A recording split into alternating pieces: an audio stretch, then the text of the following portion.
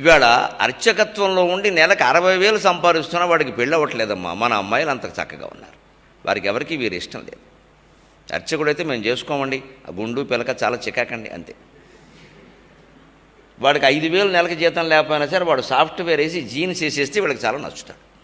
వాడికి పూటకి ఠికాణా ఉండకపోయినా సరే అర్చకుడు నచ్చడు. అర్చకుడు కాళ్ళకి దండం పెట్టి నా ప్రేమ ఫలించేలా చేయమంటారు తప్ప అర్చకుడిని ప్రేమించరు. వాడు బ్రహ్మచారి, వాడు వీళ్ళ కోసం పూజ చేయాలి. ఇప్పుడు ఈవిడ గారి ప్రేమ ఫలించాలి. నాకు అర్చకుడు చెప్పాడు స్వయంగా, అందరూ వచ్చి నాకు దండం పెట్టి ఇలా అంటున్నారండి, నా ప్రేమ ఏంగా, నన్ను ఎవరు ప్రేమించరు.